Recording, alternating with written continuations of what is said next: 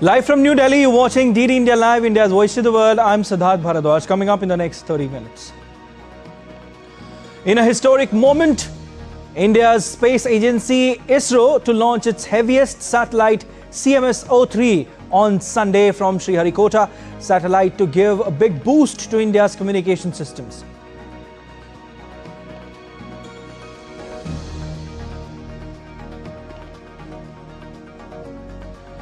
Trump threatens Nigeria for its failure to protect Christians in the country. Nigerian president rejects religious intolerance claims.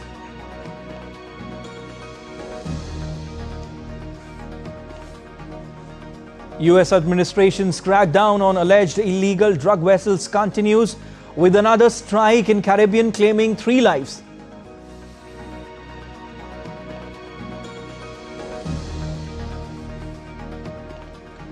Day of the Dead turns tragic in Mexico as deadly fire engulfs supermarket, killing at least 23 and injuring 11 others.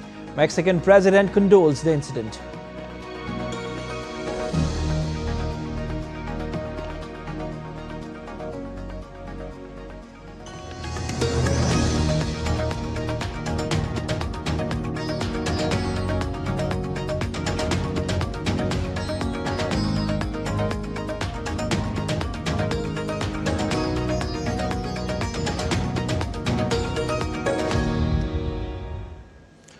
The Indian Space Research Organization is all set for the launch of its heavy communication satellite CMS-03 from the Satish Dhawan Space Center in Andhra Pradesh's Sriharikota today. The ISRO said the 43.5 meter tall rocket has been fully assembled, integrated and satellite in fact, it was integrated with the satellite and moved to the second launch pad for the final pre-launch checks. The liftoff is scheduled for 5:26 p.m. IFT on November 2nd, that is today. November 2nd mission marks the 5th operational flight of the LVM-3. ISRO's last mission using this rocket was Chandrayaan-3 launch, which successfully landed near the lunar South Pole in 2023, marking India the first country to achieve the feat. The CMS-03 satellite, a multi-band communication satellite, aims to provide services over a wide oceanic region, including the Indian landmass. The upcoming launch underscores ISRO's growing capability to deploy large and complex communication satellites using its own heavy lift vehicles.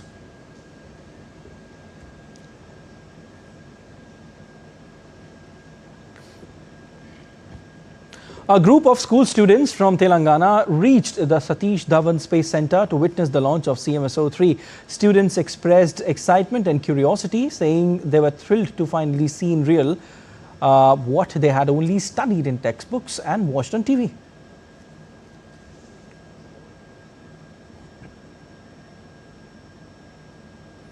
All right, and my colleague Jaya Singh is joining me live from Sriharikota. Hi, Jaya Singh. What are you picking up from ground zero there? We can see the countdown has already started, Jaya Singh. What all is happening?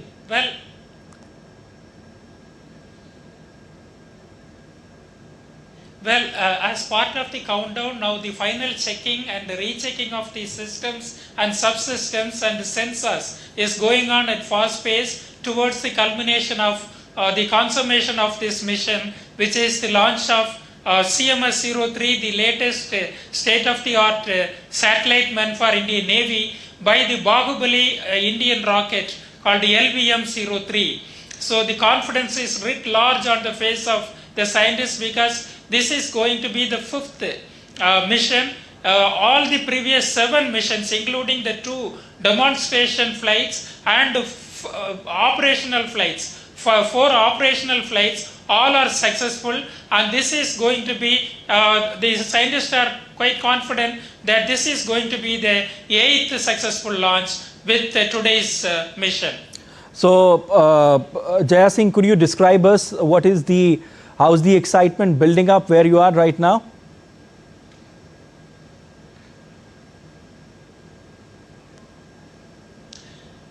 Well, the excitement is so huge, both on the faces of the scientists as well as the onlookers who are present at the viewers gallery, because the weather is very conducive for today's launch.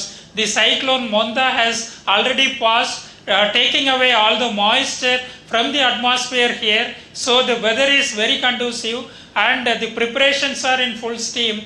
And they have been, doing the groundwork for so many weeks. After 2023 launch of LVM-03, this is the first launch. The 2023 launch was the successful Chandrayaan-3, and now it is going to, the launch vehicle, the rocket, is going to make another landmark with today's launch.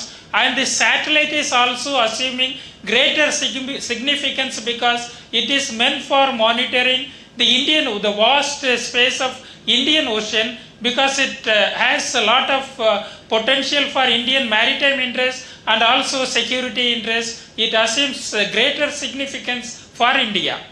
Definitely, we, Jaya Singh, all are waiting for this historic launch. And we hope everyone in the country is actually glued to their television screens for this historic launch. We'll keep taking updates from you, Jaya Singh, but as of now, we leave it there. Thank you so much. President Draupadi Murmu is on a 3-day visit to the northern Himalayan state of Uttarakhand from today. The president attended the convocation of the University of Patanjali in Haridwar this afternoon. Addressing the convocation, the president said that the dream of a developed India by 2047 will remain incomplete without the equal participation of women. यहाँ 140 करोड़ जनसंख्या भारत में है, उनमें से 50% महिलाएं, जो हम सपने देख रहे हैं 2047 तक भारत को विकसित भारत बनाएंगे, तो बेटियां और भाइयों सभी का सहयोग चाहिए, क्योंकि केवल 50% बेटा प्रयास करेंगे और बेटियां पीछे रह जाएंगे तो विकसित भारत का सपना हुए तो अधूरा रहे। Later, President Murmu inaugurated a foot-over bridge at Dehradun's Rajpur Road to facilitate safe pedestrian movement to the presidential complexes. The Public Works Department, Uttarakhand, has constructed this bridge. The bridge, inspired by traditional Himalayan architecture, is equipped with lifts on both sides. The 32-meter long and 4-meter wide structure was completed within 6 months. With political parties ramping up campaigning efforts ahead of the upcoming Bihar Assembly polls, Bharatiya Janata Party leader and Prime Minister Narendra Modi is campaigning in the eastern state. In his first rally of the day in Ara, PM Modi stressed that the NDA's manifesto is a guarantee of Bihar's all-round development along with social justice. He said that the sea of people gathered in the city is an indication that the public has once again made up its mind to form an NDA government in the state.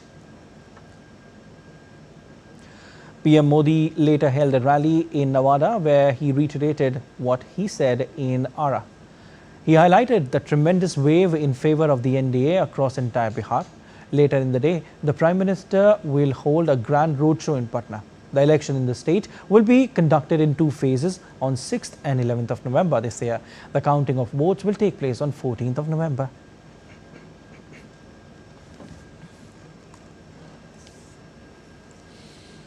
Some international updates now. First up from Nigeria, which has vowed to continue defending citizens of all religions after US President Donald Trump listed it as a country of concern. In a latest move, the Trump administration has threatened the West African country of a military action if the Nigerian government fails to protect Christians amid reports of violence in the country. US President Donald Trump has threatened on Saturday to send the military into Nigeria with the guns a-blazing if Nigeria does not stem what he described as the killing of Christians by Islamists. In an explosive post, Trump said on social media that he asked the Pentagon to map out a possible plan of attack in Nigeria if the Nigerian government continues to allow the killing of Christians. Trump said the US government will also immediately stop all aid and assistance to Nigeria.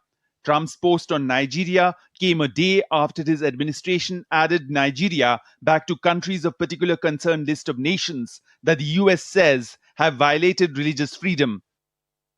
Before Trump's threats, Nigeria's foreign ministry said it will continue to defend all citizens irrespective of race, creed or religion. Nigerian government said that like America, Nigeria has no option but to celebrate the diversity that is their greatest strength. It also hoped Washington would remain a close ally. In a separate statement before Trump's post, Nigerian President Bola Ahmed Tinubu posted a statement on Saturday pushing back against claims of religious intolerance and defended his country's efforts to protect religious freedom. Nigeria is embroiled in numerous conflicts that experts say have killed both Christians and Muslims without distinction. While Nigerian President Bola Ahmed Tinubu had no immediate reaction to Trump's threat of military action, the White House also had no immediate comment on the potential timing of any US military action. Bureau Report, DD India. And US continues to carry out crackdown on drug vessels in the Caribbean. On Saturday, the US military conducted a lethal strike on a vessel operated by a drug trafficking organization in the Caribbean, killing 3 men aboard. The operation, directed by President Donald Trump and carried out in international waters, targeted a vessel known to be carrying narcotics along a smuggling route with no US forces harmed. Defense Secretary Pete Hegseth shared a video said to show the moment of the deadly strike on the boat. The United States wants deeper military ties with Vietnam, US Defense Secretary Pete Hegseth said on Sunday at the start of a visit to Hanoi. US Defense Secretary on Sunday received a grand welcome in Vietnam. Hegseth held bilateral meeting with Vietnamese Defense Minister. In a statement, Vietnam's Defense Ministry said both governments agreed to continue promoting security cooperation, including areas such as the defense industry. US Defense Secretary Hegseth called on Vietnamese President Luong Quang during his visit. Earlier, Hegseth said deeper military cooperation will benefit both of our countries. The United States had already delivered 3 cutters to the Vietnamese Coast Guard and 3 T-6 trainer aircraft. In Mexico, a supermarket explosion killed at least 23 people in northern state of Sonora, with investigators saying the blast was an accident possibly caused by a faulty electric transformer. The state governor informed that a number of victims investigators found were minors, while 11 others were also injured. Doordarshan said survivors were being treated at hospitals in the city of Hermosillo, where the explosion took place. An extensive and transparent investigation has been ordered to determine the causes of the incident and figure out those responsible. Local authorities cancelled celebrations scheduled for the weekend to honor the day of the dead. Mexican President Claudia Sheinbaum expressed her condolences in a social media post. She said, and I quote, "I have been in contact with the Sonora Governor, Alfonso Durazo, to provide support where needed. I've instructed Interior Secretary Rosa Isela Rodriguez to send a support team in order to assist the families and the injured." In a tragic incident in United Kingdom, multiple people were stabbed on a passenger train in Cambridgeshire. Armed police were at the scene after being alerted around 1940 GMT, and the train was stopped at Huntingdon, a market town in East England. 2 people have been arrested and the investigation is underway. British Transport Police said counter-terrorism police were supporting its investigation whilst it worked to establish the full circumstances and motivation for the incident. Prime Minister Keir Starmer said in a post on X, and I quote, "The appalling incident on a train near Huntingdon is deeply concerning. My thoughts are with all those affected, and my thanks go to the emergency services for their response. Anyone in the area should follow the advice of the police," unquote. And still to come on this edition of DD India Live. OPEC Plus is set to agree on Sunday on another modest increase in oil output targets.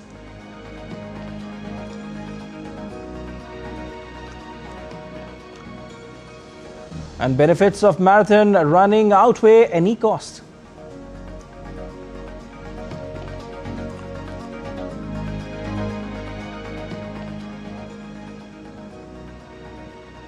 And we also will tell you what happened in this week's Fit India Sundays on Cycle campaign.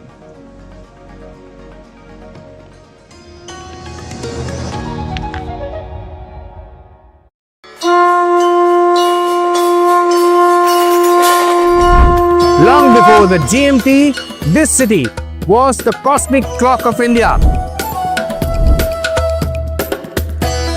It lay on the Tropic of Cancer and also was the prime meridian of India. All the calculations, astrologicals and astronomical, were done here. This is the city of King Vikramaditya. This is the city of Mahakal. Watch Forever Cities, a special edition on Ujjain only on DD India.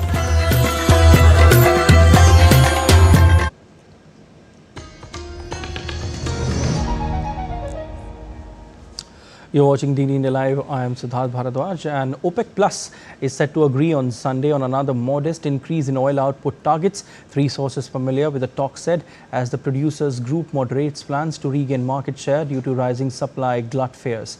OPEC Plus has raised output targets by more than 2.7 million barrels per day, about 2.5% of global supply since April, but slowed down the pace in October and November from larger increases amid predictions of a looming oversupply. According to sources, 8 OPEC Plus members are set to agree on Sunday to increase December output targets by 137,000 barrels per day.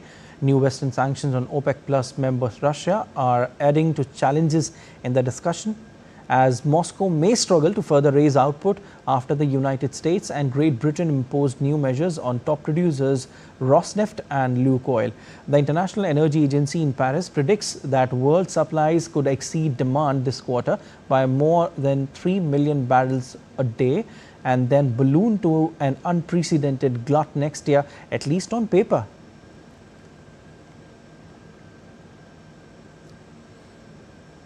Rain and wet outfield have delayed the toss at the Women's World Cup final between India and South Africa in Navi Mumbai. The final has a 2-hour extension window before officials would reduce the 50-over match. And if the game is not completed or washed out today, Monday has been kept as the reserve day. Both teams are on the cusp of history as they chase a elusive trophy. India will play their third ODI World Cup final after 2005 and 2007, while South Africa appear in their maiden final. In the bilateral clashes, the two teams have faced each other 34 times. India have won 20 games and South Africa 13, with one match ending without result.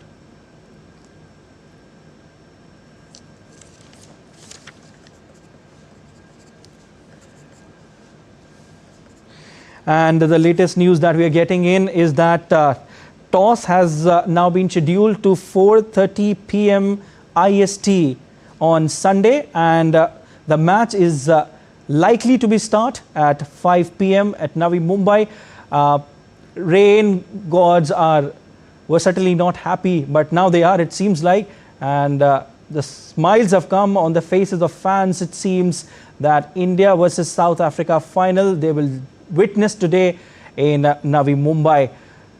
It's going to be a historic encounter, certainly. And what happened in the last match between India and Australia, it went down to the history books, and especially Jemimah Rodrigues. Well, total matches have been played between India and South Africa. The numbers are 34. India won 20, South Africa 13, and no result is 1. This is going to be one cracker of an encounter, and especially keeping in mind the final of a World Cup. Total matches 6, India won 3, South Africa 3, and in recent, India won 4 and South Africa 1. This is the head-to-head that we are showing you. India versus South Africa. ODI's record, total matches 34. India won 20, South Africa 13, and no result was 1. This is going to be one cracker of an encounter, keeping in mind it's the final of World Cup. All eyes will be on the television screens of the cricket fans all across the globe, and especially in a country like India, where cricket is not just considered a game but a religion as well. And women cricket has touched new heights in recent past, with players playing with exceptional skills and making their mark on the global map. And the Indian women cricket team is crossing all the barriers, notching all heights. And today, all eyes, everyone, 140 billion, 1.4 billion hearts, in fact, are beating at the same time. This is going to be a big game, and I have my colleague Deepika Mehto on the phone line. Deepika, what's the update of the match? We just told our viewers that the toss is scheduled at 4:30 p.m. and the match is likely to start at 5 p.m. What's the update? What are you picking up? Yes, indeed, Siddharth. We are expecting the toss to happen in a short while from now after the rain delay. And there was rain has been continuously interrupting the entire match today. However, the fans were really excited. It is a 35,000 capacity stadium of D.Y. Patil there in Navi Mumbai, and the tickets are all sold out. The stadium is also sold out. The fans were super excited because India is playing the finale after 2017, and on the other hand, it is the maiden finale of South Africa. But once again, the rain is wreaking havoc, and we are expecting, as the forecast says, we are also expecting the rain to come back between 6 and 7. So if that happens, then the play will be moving on towards the reserve day, which is on Monday. And if the match is a washout on the reserve day as well, the trophy will be ultimately shared. Siddharth. Definitely. Deepika, can you tell our viewers that if the match will start by 5 p.m. will there be any reduction in the number of overs? In a short while from now, we'll get an update on that also, because the final reduction of the overs will come. The update will come around at around 6 to 6:30 p.m. and then we will have the final call on whether the reduction in the number of overs will take place or not. Because to complete a match, one side has to play at least a 20-over match. That is the requirement, and if that is not fulfilled, then again the match will be carried forward to the next day, which is the reserve day. All right, Deepika, we leave it there. So match, the toss is likely be at 4:30 p.m. IST, and match will likely to start at 5 p.m. Fans are really excited. Rain gods were not happy, but it seems like they now are.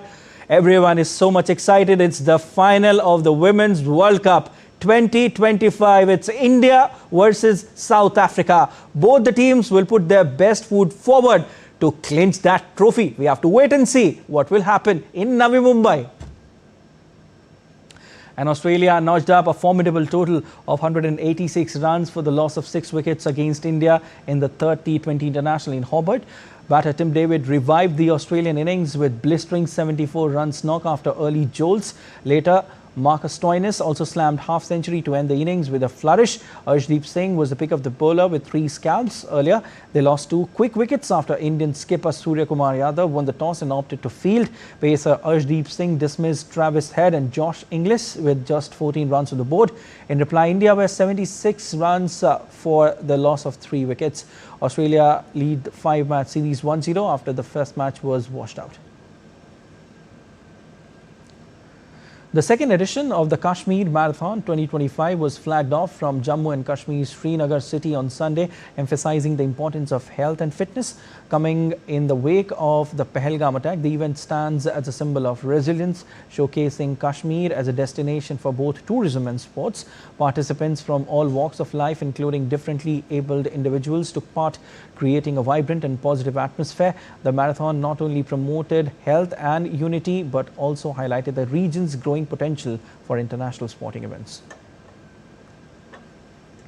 Hundreds of cycle enthusiasts took part in the Fit India Sundays on Cycle campaign in New Delhi to spread the message of healthy life. The campaign aims to promote cycling as it is one of the most accessible and effective forms of exercise. It enhances stamina, reduces stress, improves health and promotes mental well-being. It's also an eco-friendly mode of transport that contributes to reducing pollution and building a greener nation. Since its launch, the initiative has been celebrated every Sunday at several locations across the country.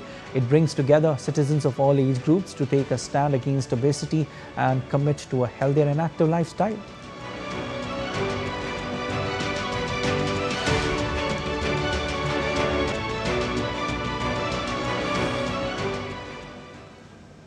Troops of Indian Armed Forces are conducting exercise Trishul, a major tri-services exercise in the western sector. The exercise is being conducted by Indian Navy jointly with the Indian Army and Indian Air Force. Exercise Trishul exemplifies India's resolve to safeguard its borders through the spirit of jointness, Atmanirbharta and innovation. The exercise aims to achieve validation and synchronization of operational procedures across the 3 services, enabling joint operations in multi-domain environment. Key objectives include enhancing interoperability of platforms and infrastructure. Across the deep blue, where silence meets strength, the Indian Navy, from the guardians of the sky to the sentinels of the sea and to the amphibians on the land and the steel on the deserts.